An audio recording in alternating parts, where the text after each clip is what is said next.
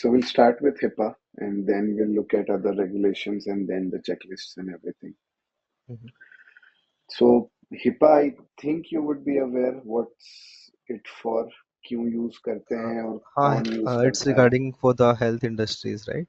Like if there is an hospital or some health related institution, this should be HIPAA compliant. uh, you are partially right. Plus Okay. Plus भी बहुत कुछ है जो तुमने हाँ, कहा right. वो Like सही है. if some organizations is maintaining health records of any employees, they should also correct. be HIPAA compliant. Yeah. हाँ, हेल्थ रिकॉर्ड ऑफ एम्प्लॉयज नहीं, बट Mhm. लेट्स से कि अगर तुम फॉर एग्जांपल पॉलिसी बाजार, ठीक है, इंडिया Okay. की हाँ. एग्जांपल लेते हैं, पॉलिसी बाजार वो this different different insurance companies से टाई अप करके लोगों को इंश्योरेंस दिलाती है. करेक्ट. Right. तो Mhm. If you are getting onboarded to any insurance company through Policybazaar, तो पॉलिसी बाजार भी तुम्हारा डेटा ले लेता है कुछ हद हाँ. तक. तो Right. अगर पॉलिसी बाजार यूएस में होता तो उसको हिपा फॉलो करना पड़ता. इंडिया है तो सब चिल है. ठीक है. बट इंडिया में भी शायद ये मतलब अप्लाई होता है या नहीं होता है ये? इंडियन कंपनीज अगर यूएस वालों का डेटा प्रोसेस कर रही है ना, फॉर एग्जांपल कि हाँ, तब यूएस का तो हिपा कुछ, कंप्लाइंट होगी, बट अगर तब होना इंडियन। ही. हाँ. नहीं, इंडिया में कुछ नहीं ओके. है. इंडिया का अपना कोई रूल नहीं है इसके रिलेटेड कि okay. If you are storing a patient's data और any processing any data for a hospital और एनीथिंग, तो तुमको हिपा नहीं करना है. No need for the compliance. So we'll move ahead. First is introduction. So this is the Health Insurance Portability and Accountability Act. This was enacted in 1996. कभी लोग पूछ लेते हैं, ऐसा ये सब नॉलेज के लिए है. बट अगर तुमसे किसी ने हिपा के बारे में पूछा तो उनको बताओ अच्छे से फिर, है ना. Protects patients health information from fraud, breaches and unauthorized access. अभी ये PHI है.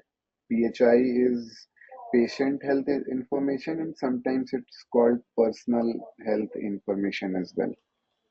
Okay. पर्सनल हेल्थ और इंफॉर्मेशन. आजकल ये टर्म यूज होने लगा है EPHI, electronic personal health information. Okay. क्योंकि हाँ, सब चीज इलेक्ट्रॉनिक ही है, कोई सिस्टम पे ही हो रहा है. तो हाँ. अब इसका EPHI हो गया है. Got it. Applies to healthcare providers, insurance companies, business associates and IT service providers. So ये पॉइंट समझ में आया ना कि for example if Microsoft is providing any services to any hospital, ठीक है, तो okay. Microsoft needs to be that service, जो भी प्रोडक्ट वो दे रहा है, for that product Microsoft needs to be HIPAA compliant. ठीक है. Business okay. एसोसिएट्स हो गए एम्प्लॉयज जो which come under the purview of HIPAA compliance. ठीक है. तो ओके. अभी जैसे कुछ टाइम पहले, वैसे तो तुम नहीं फॉलो करते होगे क्योंकि नॉट योर इंडस्ट्री, बट कुछ टाइम पहले न्यूज व्यूज में था काफी कि अपोलो हॉस्पिटल जो दिल्ली का है उस पे सर्वर डाउन था. इफ यू रिमेम्बर 2 दिन कुछ अटैक हो गया था, साइबर अटैक और समथिंग.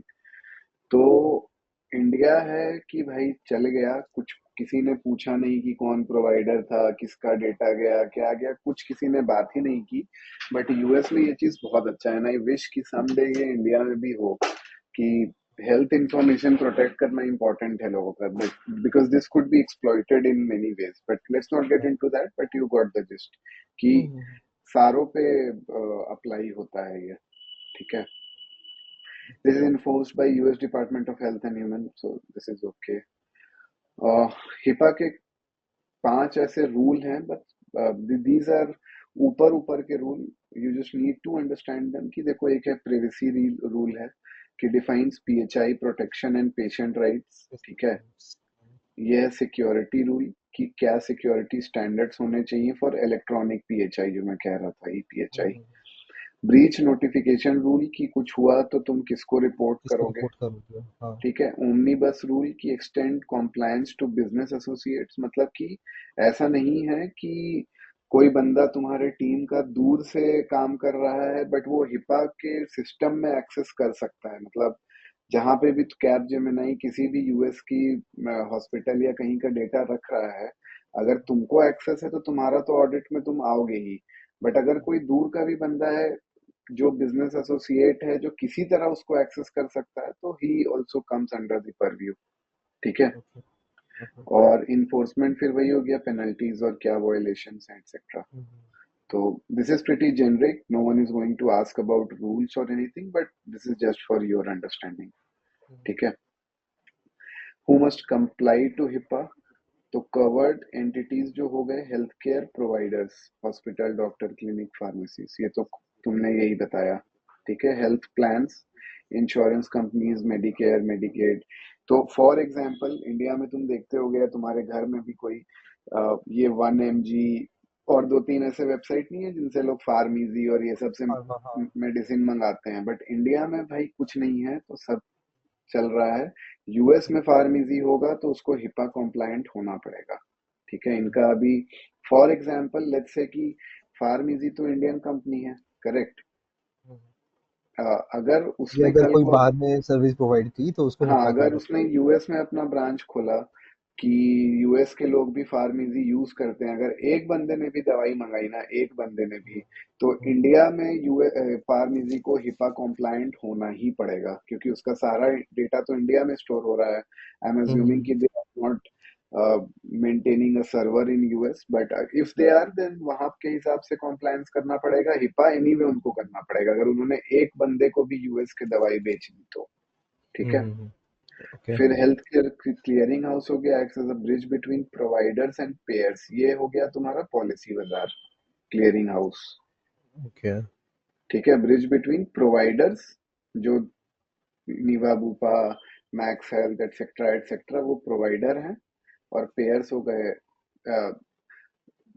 गए, सॉरी यहाँ इंश्योरेंस कंपनी यहाँ आना चाहिए था, पेयर्स हो गए हम लोग। ठीक ओके। है। तो माय बैड। यस। ओके। अब बिजनेस एसोसिएट्स कौन से हो गए, IT vendors, cloud storage providers, billing companies, billing operators, tele telemedicine provider. तो प्रोवाइडर्स। वही मैं कह रहा हूँ कि फॉर एग्जांपल लेट्स से, जो मैं एग्जांपल दे रहा था कि कैब जेमिनाई किसी मेडिकल इंस्टीट्यूट का डेटा रखती है, तुम एक्सेस कर सकते हो तो तुम्हारा तो ऑडिट हो ही रहा है, बट फॉर एग्जांपल वो डेटा होस्टेड है एडब्ल्यूएस में। ठीक है। तो एडब्ल्यूएस का कोई बंदा तो होगा जो वो अकाउंट मैनेज करता होगा, वो इंस्टेंस मैनेज करता होगा एक्सेट्रा। तो आइडियली उसको भी उस परव्यू में आना पड़ेगा ऑडिट के, ऑल्दो लोग इग्नोर कर देते हैं। मैंने दो चार हिपा असेसमेंट किया है जिसमें क्लाउड तक बहुत कम ही लोग जा पाते हैं, बट स्टिल क्योंकि वो एडब्ल्यूएस क्या करेगा ना, तुम जैसे एडब्ल्यूएस को अगर छेड़ोगे ना कि यार मेरा डेटा तो आपके पास होस्टेड है, तो आपके बंदे भी मेरे ऑडिट में आएंगे, तो एडब्ल्यूएस बोलेगा भाई मैं तेरे से ज्यादा डेटा रखता हूँ यूएस के हॉस्पिटल्स का, ये ले मेरा हिपा रिपोर्ट, तेरे को जहां देना है दे दे। समझ में आया, उनका अपना हाँ। असेसमेंट हुआ हुआ है। तुम तो, तुम्हारी कंपनी तो नहीं है, या तुम्हारी कंपनी पहली बार करा रही है, एडब्ल्यूएस तो ये सब करा करा के थक चुका है, तो वो तुमको अपना सबसे लेटेस्ट रिपोर्ट दे देंगे, वी आर हिपा कॉम्प्लायंट। तो उसके बेसिस पे उन्होंने अपना पगड़ा साफ कर लिया, अब जो है वो तुम्हारा ऑडिट होगा। ठीक है। यही होता है जनरली। ओके। ओके। ये चीज ना ऑडिटिंग वर्ल्ड में, सर्टिफिकेशंस में ये सब बहुत चलता है कि if let's say if I am already audited for something and your services are dependent on me. ठीक है। फॉर एग्जाम्पल मैं एक एग्जाम्पल दे रहा हूँ कि तुम्हारा सॉक 2 हो रहा है, बट तुम मेरे से सर्विस लेते हो। ठीक है। ओके। एग्जाम्पल के साथ बताता हूँ, फॉर एग्जाम्पल कैब जेमिनाई का सॉक 2 ऑडिट हो रहा है, कैब जेमिनाई का पेरोल सर्विसेज एडीपी पे डिपेंडेंट है। ठीक है। एडीपी नाम सुना ही होगा, यही काम करती है कंपनी। तो क्या होगा कि कुछ कंट्रोल्स जो हैं वो तो एडीपी पे कैब जेमिनाई को डालने पड़ेंगे, है ना। Cab right. जेमिनाई अपने इन्वायरमेंट की चीजें कंट्रोल कर सकता है, बट तुम्हारा पेरोल प्रोसेसिंग का काम पूरा तो एडीपी कर रहा है, उस पे तो कैब हाँ। जेमिनाई का कंट्रोल नहीं है। तो कुछ कंट्रोल्स ना कैब जेमिनाई के रिपोर्ट में आते हैं, यूजर एंटिटी कंट्रोल्स या सब सर्विस ऑर्गेनाइजेशन कंट्रोल्स, ये हम लोग नेक्स्ट मॉड्यूल में बात करेंगे डिटेल में। ठीक है। बट अभी समझने वाली बात यह है कि अगर कुछ कंट्रोल्स मेरे को चेक करना है ना एडीपी पे, तो मैं एडीपी को अपने ऑडिट में नहीं घसीट सकता हूँ भाई, वो मना कर देंगे, वो हाँ। बोलेंगे कि तुम्हारा है तुम समझो वो। बट मैंने एक रिसेंटली एक सॉक 2 ऑडिट मैंने किया है, उसका हम्म। रिपोर्ट है मेरे पास, तुम ये ले लो, तुम इसको यूज करो जो करना है जैसे करना है, ठीक है। Okay okay same with HIPAA, okay. ठीक है। तुम्हारी कंपनी का कोई वेंडर है, अगर उसने तुमको एक हिपा कॉम्प्लायंस रिपोर्ट दे दिया तो तुम you can not question him at all, hmm. फिर तुम पे क्वेश्चन सिर्फ रहेगा, ठीक है। ओके। ओके, ये रूल्स देख मतलब जनरल इंग्लिश है कि PHI disclosure without patient consent, patients have right to access amend and restrict their data, ठीक है। ये बहुत इंपॉर्टेंट चीज है, मतलब कि पेशेंट कंट्रोल कर सकता है, क्योंकि बहुत सारा ऐसा भी होता है ना कि sometimes you get cheaper things and marketing अच्छे से हो जाए तुम्हारे लिए, नहीं होता है। जैसे मैं अपने इंस्टाग्राम का डेटा ऑन रखता हूँ कि भाई ट्रैक कर मेरे को, मेरे इंटरेस्ट की चीजें ही मेरे को दिखा, ठीक है। राइट। हाँ तो हाँ हाँ। वैसे में ये अच्छी चीज है। फिर थर्ड पॉइंट देखो, requires written patient authorization for PHI sharing. तो अगर तुम्हारा यूएस में, ऑब्वियसली अगर तुम्हारा जो भी है इंश्योरेंस, फॉर एग्जांपल पॉलिसी बाजार यूएस की कंपनी है, अगर वो किसी तीसरे बंदे को ये तुम्हारा डेटा शेयर कर रही है ना कि यार हम्म। इसको टारगेट करो, ये बंदा तो डायबिटिक है, इसको तुम्हारा इंश्योरेंस सही रहेगा, जो इंडिया की कंपनी करती है बहुत। तो वो तो यूएस हाँ, में ना, यहाँ पे स्कैम हाँ चलता है ये, हाँ। वही तो, यूएस में ये करने के पहले तुमसे रिटर्न मिलेंगे भाई, तभी हम्म। फॉर्म मिलेगा, फॉर्म साइन करोगे तभी आगे बढ़ेगा। ओके। मिनिमम नेसेसरी रूल कि जितना चाहिए उतना ही लो, ये नहीं कि हम्म मेरे बारे में पूरा हिस्ट्री लेके तुम बैठे हुए हो, हम्म। ठीक है। तो हिपा के बारे में तुमसे कोई बात करे ना, अगर अभी हम लोग आगे आएंगे मेन चीज पे, यहाँ तक बहुत ऊपर ऊपर था, तो ये तुम्हारा शुरू का 2 लाइन 3 लाइन 4 लाइन का कंटेंट है कि पहले हम्म। तुमसे कोई पूछे कि हिपा क्या है, तो ये वाले स्लाइड पे ध्यान दो, पहला 2 पॉइंट मोस्टली इंपॉर्टेंट है, ठीक है। राइट। अप्लाई किस पे होता है, और उसके बाद कि कौन किसको कंप्लाई करना है, ये 3 नाम लेना, providers, health health insurance companies and all, और उसके बाद हेल्थ केयर क्लियरिंग हाउसेस, ठीक है। Hmm and it is also applicable to business associates, vendors, billing companies etcetera, ठीक है। ज्यादा मत घुसना खुद ही। Hmm. Security rule okay okay है, ये सब तुमसे कोई पूछेगा नहीं, ठीक है। अब हम लोग सॉरी यहाँ पे, हाँ, अब हम लोग आते हैं हिपा सिक्योरिटी रूल, ठीक है। तो हिपा में ना 2-3 तरह के कंट्रोल होते हैं, एडमिनिस्ट्रेटिव कंट्रोल्स होते हैं, टेक्निकल कंट्रोल्स होते हैं, फिजिकल सेफ गार्ड, और इस टाइप के 2-4 बकेट्स हैं इसके बड़े बड़े, ठीक है। हम्म। तो देखो, एडमिनिस्ट्रेटिव कंट्रोल में रिस्क असेसमेंट एक कंपोनेंट है उसका, कि हम्म। तुमने जहां भी अपने पीएचआई डेटा को होस्ट कर रखा है या जिसको भी एक्सेस है एक्सेट्रा, उसका एक रिस्क असेसमेंट होना चाहिए। Risk okay. असेसमेंट तुमको पता है ऑलरेडी कैसे होगा, है ना। राइट। हाँ। इम्पैक्ट इनटू इनटू लाइकलीहुड के हिसाब से तुम लाइक्लीहुड। करोगे। हाँ, पॉलिसीज प्रोसीजर्स होने चाहिए, ट्रेनिंग होनी चाहिए एम्प्लॉयज की जो पीएचआई हम्म डेटा हैंडलिंग कर रहे हैं, क्योंकि यार पता होना चाहिए ना कि what could go wrong, what I can do wrong. तुमको हम्म। पता ही नहीं है और तुम किसी को फोन से फोटो फोटो खींच के डेटा भेज दिए किसी का कि अच्छा ये तो मेरा फ्रेंड है, इसको मैं जानता हूँ, इसको ईमेल कर देता हूँ, हम्म। तो ये सब ट्रेनिंग होनी चाहिए। Incident response plan procedures for responding to data breaches, ठीक है। इफ इन डेटाबेस तो किसको रिपोर्ट करना है, राइट? किसको रिपोर्ट करना है, किसको इन्फॉर्म करना है, मेरे रिस्पांस प्लान का क्या पार्ट है ना, कि मेरा डेटा, अब अपोलो का सर्वर पूरे 2 दिन डाउन था, इन्होंने कुछ नहीं किया, ना किसी का कस्टमर का बिलिंग हो पा रहा था, पता नहीं भाई हॉस्पिटल कैसे चल रहा था, प्लान ही नहीं है, इंसिडेंट रिस्पांस प्लान ही नहीं है ना। इंडिया का हेल्थ केयर सेक्टर ना पूरा बर्बाद है। तुमसे पैसा दबा के ले लेंगे कि आओ मेरे हॉस्पिटल में, मैं पर डे का तुमको 1,00,000 1,50,000 रुपया चार्ज कर देता हूँ, लेकिन तुम्हारा डेटा वेटा तो खैर भूल जाओ, इंडिया में कोई डेटा के बारे में तो बात भी नहीं करता है, खैर।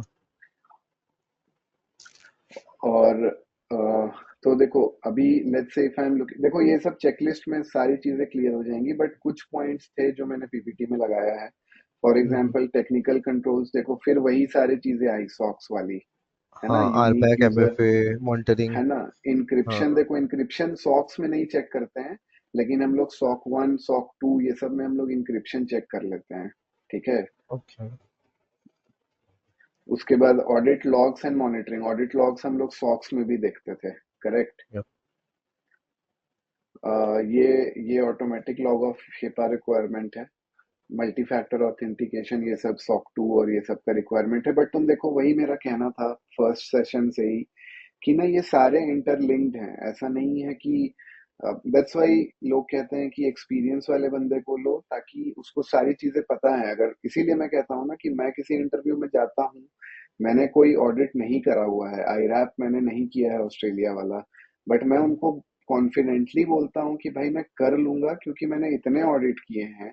सब में ले दे के बातें तो वही है ना, मेरे को रिस्क पता है क्या कवर करना है, तो भाई मैं कर लूंगा ऑडिट, ठीक है। ओके। इसमें फिजिकल कंट्रोल्स भी आते हैं। देखो फिजिकल कंट्रोल्स ना हम लोग सॉक्स में कवर नहीं करते हैं, ठीक है, एसओ एक्स में। लेकिन सॉक 1 और सॉक 2 दोनों में फिजिकल कंट्रोल्स भी कवर होते हैं, ठीक है। सॉक 2 में तो एकदम मैंडेटरीली, सॉक 1 में अगर प्रोडक्ट का सॉक 1 हो रहा है तो चलो नहीं होगा, बट अगर ऑर्गेनाइजेशन भी अपना सॉक 1 रिपोर्ट बनाती है, ठीक है, तो अगर ऑर्गेनाइजेशन कवर हो रहा है जो कि सॉक 2 में होता है जनरली, तो फिजिकल कंट्रोल्स तो कवर होंगे ही होंगे। फिजिकल कंट्रोल्स में 10 तरह की चीजें हैं, वो जब हम लोग आएंगे तो मैं बात करूंगा। हाँ, वो जैसे डेटा सेंटर वही सब था ना। डेटा सेंटर नॉट एग्जैक्टली, मेरे को लगा तुम सही रास्ते पे जा रहे हो, बट वो हमने जो देखा था वो बैकअप बैकअप से रिलेटेड था, करेक्ट। ओके। हाँ। Data centre is a very important control in physical security, but क्या कंट्रोल है पता है, that data centre should always be installed on a raised flooring. अब तुम अपने कैब जेमिनाई के किसी भी ऑफिस में जाओ, उनसे हम्म। पूछना कि डेटा सेंटर किस फ्लोर पे है। अगर वो हम्म। ग्राउंड फ्लोर पे है तो मैं मान ही नहीं सकता, वो हमेशा होगा second third fourth fifth first, मतलब ग्राउंड पे नहीं होगा। क्यों? बिकॉज दैट्स अ रिस्क, कल को बारिश हुआ, पानी आया, अंदर घुस गया, डेटा सेंटर तो भीग गया तुम्हारा, फिर रह गया सब चीज, ओके। है हाँ। ना। ओके। तो फिजिकल कंट्रोल्स वैसे होते हैं कि ऑफिस में एक ब्लूप्रिंट होना चाहिए ऑफिस फ्लोर का, फायर ओह, एक्सटिंग्विशर समझ होना गया। और जो चाहिए, मैप स्मोक वो लगा के डिटेक्टर। देते हैं उसमें। हाँ। करेक्ट करेक्ट, वो कि एग्जिट। Physical okay. कंट्रोल्स उस टाइप की चीजें हो गई, समझे, मतलब ओके। कि फिजिकल चीजें कि ऑफिस में एंट्री पॉइंट में वो बायोमेट्रिक है कि नहीं।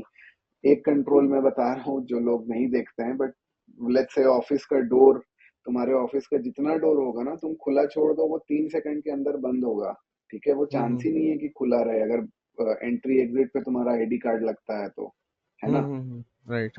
तो ये सारे फिजिकल कंट्रोल के पार्ट हैं, चलो आएंगे इस पे कभी।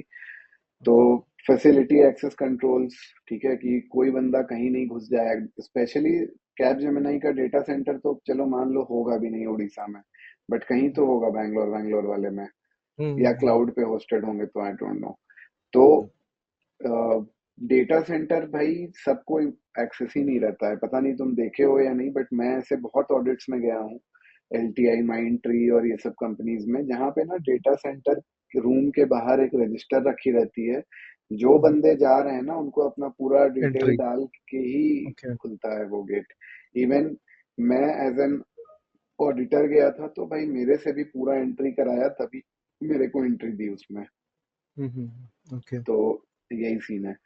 वर्क स्टेशन सिक्योरिटी तो इम्प्लीमेंट डिवाइस पॉलिसीज, है ना, सबके डिवाइस पे रहता है कुछ ना कुछ hardware policy. Disposal procedure, securely dispose of PHI data in hardware. तो अगर तुमने देखा होगा, ये सॉक 2 का कंट्रोल है वैसे, ठीक है, अगर तुमने अपने कंपनी में पता नहीं नोटिस किया होगा या नहीं, बट हर कंपनी में ना डेटा पर्जिंग का एक अलग से पॉलिसी रहता है कि जितने पुराने लैपटॉप्स हो गए उन सबको ना, ऐसे नहीं है कि फेंक दिया जाके हम लोग जैसे डिस्कार्ड कर देते हैं या रिटर्न कर देते हैं। ये लोग भाई प्रॉपरली एक किसी एजेंसी को देते हैं अपना सारा लैपटॉप, अपना सारा डेटा, और वो एजेंसी सारी चीजें डिलीट करके इनको एक सर्टिफिकेट देती है that we have deleted all your data on this date, इतने डिवाइस का, एक्सेट्रा एक्सेट्रा। तो तब जाके तुम किसी को कंफर्म कर सकते हो ये चीज। और जनरली ये ओके। लोग दूसरे से ही कराते हैं, क्योंकि भाई तुमसे अगर मैं पूछूंगा तो तुम तो हर बार बोलोगे कि हाँ यार मैंने तो सब डिलीट किया, है ना। हाँ। तो राइट। इसलिए लोग ये जनरली एक सर्टिफिकेट आता है इसका, ठीक है, मतलब जितनी भी डेटा पर्च। कंपनीज का आज तक मैंने किया है ना, मोस्टली एक सर्टिफिकेट ये लेते हैं किसी, और ऐसी कंपनीज हैं बहुत सारी जो सिर्फ यही काम करती है कि लोगों का डेटा ले लेके डिलीट करके उनको सर्टिफिकेट दिए जा रहे हैं कि आपका हार्ड डिस्क मैंने खाली कर दिया है, लो इसका सर्टिफिकेट। ओहो, ओके। ठीक और है, ये और क्या बेसिकली इसी के अंडर आता है क्या, हिपा के अंडर ही? बाकी सॉक 2 में नहीं आता है ये? आता है ना, सॉक 2 का भी ये आता होगा, कंट्रोल हाँ, है। डेटा हाँ पर्जिंग में आता होगा ये, राइट? हाँ। हाँ, देखो सॉक 2 ना पूरे ऑर्गेनाइजेशन का कंट्रोल है वो, ठीक है, राइट, हाँ। ऑर्गेनाइजेशन का सर्टिफिकेशन है काइंड ऑफ। तो हम्म। उसमें ना बहुत डिपार्टमेंट्स कवर होते हैं, and I don't think SOC 2 misses anything, ठीक है, वो हम्म। ना हर चीज कवर कर लेता है, encryption, access, change management, incident management, ये तुम्हारा हो गया, availability, CIA, confidentiality, deletion, etcetera, even की बोर्ड मेंबर्स के कंट्रोल्स चेक होते हैं सॉक 2 में, ठीक है, कि बोर्ड मेंबर्स इंडिपेंडेंट हैं या नहीं कंपनी से। उसके बाद बोर्ड मेंबर्स की रेगुलरली मीटिंग होती है कि नहीं, कैपेसिटी प्लानिंग होती है, एक्सेट्रा, मतलब सॉक 2 ना क्रेजी रिपोर्ट है वो। किसी को हम्म। तुमने सॉक 2 अपने कंपनी का दे दिया ना, तो वो हम्म। बंदा बहुत हद तक कन्विंस्ड हो जाएगा कि यार तुम्हारे पास सब कुछ है, ओके।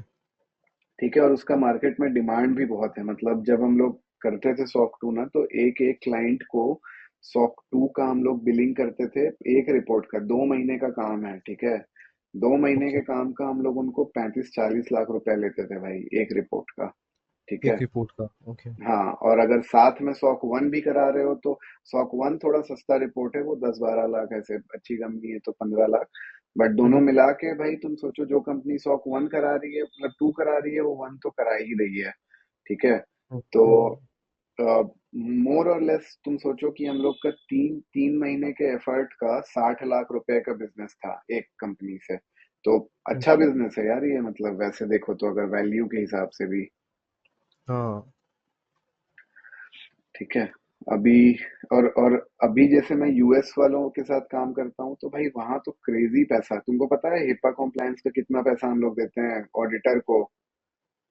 $27,000, ठीक है, एक ट्वेंटी महीने का सेवन भी। Thousand dollar okay. और एक महीने का भी काम नहीं है, 20 दिन का काम है ये। तो टाइम के ओके। हिसाब से जनरली पैसा मिलता है ना, पता नहीं। हाँ, देखो हाँ, तुम हाँ। लोग डेवलपर हो तो तुम लोग तक ना ये बिलिंग विलिंग वाली चीजें तो पहुंचती ही नहीं है, आई नो दैट, है ना, मतलब हाँ। बहुत रेयर चांस है कि तुम किसी चीज का इनवॉइस देख पाओ अपने नहीं, कंपनी मैंने में। बस वो एम्प्लॉय रिसोर्स का मैंने देखा हुआ था कि रिसोर्स एंगेजमेंट का कितना रहता है। सो वो वो तो मैंने अलग बहुत चीज पहले हो देखा गई, था, हाँ। वो तो अलग चीज हो गई। बट ये सब बट चीजों का नहीं पता मुझे, हाँ। हाँ, इन सब चीजों का तुमने नहीं देखा होगा। सॉक हाँ। 2 का, अभी स्प्लंक का जो सॉक 2 है, उसका हम्म। ऑडिटर हम लोग से भाई लेता है $50,000, ठीक है, एक सर्टिफिकेशन का। तुम सोचो, उस दिन मैंने तुमको बताया था मेरे हाँ, 108 सर्टिफिकेशन है इस साल, ठीक है। हाँ, हाँ, हाँ। ऑन एन एवरेज मान के चलो कि मेरा 30-40 हजार डॉलर पर सर्टिफिकेशन लग रहा है। तुम सोचो एक कंपनी कितना खर्चा करती है भाई, मतलब 30,000 डॉलर इंटू 100 करो, तो ये तो क्रेजी 3 मिलियन समथिंग पहुंच रहा है, या उस 30 मिलियन पहुंच रहा है, तो यार ये तो हम्म। क्रेजी हम्म। है ना। हम्म। तो ठीक है, सिक्योरिटी कैमरास और ये सब, इनका भी अलग अलग अपना कंट्रोल रहता है। कैमरा का एक रूल मैं ऐसे ही फ्री फंड में बता देता हूँ कि किसी भी ऑफिस में नोटिस करना, security cameras should not be focused eight anyone's work place. तुम्हारे लैपटॉप पे क्या हो रहा है ना, वो देखना, हाँ, तुम अपने जितने सर उठा के देखना, कोई भी कैमरा किसी के भी लैपटॉप पे फोकस नहीं होगा, वो ऊपर हाँ, ऊपर की चलिए चीजें पे डोर। हाँ, रहता है, डोर पे ठीक या है। जनरली उसी पे होता है वो। साइड साइड में रहेगा, रूम वूम के कोने में भी हाँ, रहेगा, हाँ। लेकिन वो किसी एक लैपटॉप के स्क्रीन पे ऐसा नहीं दिखेगा कभी भी, ठीक है, ये एक कंट्रोल है। जब हम लोग ओके। जाते थे तो ये सब देखते थे। ओके, हाँ। हिपा ब्रीच नोटिफिकेशन, ठीक है, ये थोड़ा ध्यान से देख लो, क्योंकि ये कभी कभी लोग पूछ लेते हैं ऐसे ही, हम्म। तुमसे पूछते हैं, मेरे से नहीं पूछेंगे, ठीक है। Hmm. Report breaches affecting 500 individuals within 60 days, मतलब 500 से ऊपर का अगर कुछ भी हुआ है तो देखो हिपा में टाइम बहुत मिलता है, 60 दिन का टाइम है। हम्म। बाकी अगर तुम कोई भी देखोगे ना, अभी हम लोग आएंगे अलग अलग स्टैंडर्ड्स पे, बहुत कम हम्म। टाइम मिलता है इंडिया में तुमको। इफ यू रिमेम्बर मैंने बताया था, सर्टिन कहता है 6 घंटे में बताओ, 6 घंटे के है, बीच में। यहाँ देखो 60 दिन मिल रहा है, तो फिर भी थोड़ा रिलैक्स्ड है कि बंदा एनालाइज करके लीपा पोती करके फिर बताएगा, है ना। हम्म। इंडिविजुअल्स ये सब सबको बताना, किसको बताना है नहीं बताना है। स्मॉल ब्रीचेस रिपोर्टेड एनुअली, ये तुम अपने एनुअल रिपोर्ट में जब तुम्हारा हिपा का कॉम्प्लायंस होगा ना, तो तुम उसमें बता दो कि यार मेरे 200 बंदों का डेटा इधर उधर हुआ, कोई बात नहीं चलेगा, ठीक है। बट अगर 500 से ज्यादा है तो मीडिया और सब कुछ पब्लिकली तुमको करना होगा। ओके। अगर ठीक है, 500 ज्यादा एक्सीड कर रहा है देन वो लाइक वो जो रिपोर्ट करना पड़ेगा सबको। तो सबको रिपोर्ट करना पड़ेगा फिर। हम्म। और 500 से कम है तो तुम स्मॉल ब्रीच बोल के उसको अपने रिपोर्ट तक ही सीमित रख सकते हो, अपने हम्म। कस्टमर्स को फिर से बताओगे, ठीक है। हम्म। हम्म। फिर वही है corrective actions to prevent future incident, ये तो तुमको पता ही है कि कुछ भी अगर गलत पकड़ाता है ऑडिट में, ठीक है ना, ये हाँ। सब चीजें ना एकदम कंठस्थ कर लो कि इफ एनी ऑब्जर्वेशन और any exception is noted during an audit, you go hmm. To the management, you take their management response कि इसको ठीक कैसे करोगे, उसका एक टाइमलाइन लेते हो और उसका एक इम्प्लीमेंटेशन प्लान लेते हो। इतना लेके ऑडिटर को दे देते हो ताकि तुम्हारे कस्टमर्स जब ये सब रिपोर्ट पढ़ें तो वो निश्चिंत रहें कि अच्छा बंदे के कंपनी में दिक्कत तो है बट वो ठीक कर रहा है, और उसने कहा है कि मार्च से अप्रैल तक ठीक कर देगा, तो मैं एक बार चेकअप कर लूंगा, फिर से उससे फॉलो अप कर लूंगा। ओके। हाँ। ठीक है। पेनल्टीज ऐसे ही देख लो, कोई पूछने वाला नहीं है, बट जस्ट इन केस कि अनइंटेंशनल या ये वो है तो अच्छा खासा क्रिमिनल पेनल्टी है। पेनल्टीज। हाँ हाँ। ठीक है, ये बढ़ाते हैं ये स्लाइड, बाद में देख लेना। कॉम्प्लायंस कंट्रोल्स क्या हैं, तो वही जनरल जो हमने अभी टेक्निकल कंट्रोल्स और ये सब देखे, यही सारी चीजें हैं। बट मान लो जैसे एक hospital uses MFA and encrypted system to secure patient data, ये सब आइडियली करना चाहिए, ठीक है। आईटी वेंडर है तो cloud provider implements audit logs and secure access controls for PHI protection. तो वही मैं कह रहा था, तुम्हारा डेटा होस्टेड है एडब्ल्यूएस पे, तो एडब्ल्यूएस ना तुमको अपना हिपा का कॉम्प्लायंस दे देगा जिसमें ये कंट्रोल कवर्ड है कि ऑडिट लॉग्स एडब्ल्यूएस के पास है, और वो पीएचआई डेटा बहुत सिक्योर एक्सेस से कंट्रोल कवर करता है। तो समझ गए ना तुम, आईटी वेंडर पे तुमने ऐसे करके अपना दे दिया कि भाई इसका हिपा रिपोर्ट देख लिया मैंने तो मैं निश्चिंत हूँ फिर। हम्म। टेलीमेडिसिन हिपा कंट्रोल्स की video consultation use end to end encryption, ठीक है। अब ये सब चीजें बाहर ही होती हैं।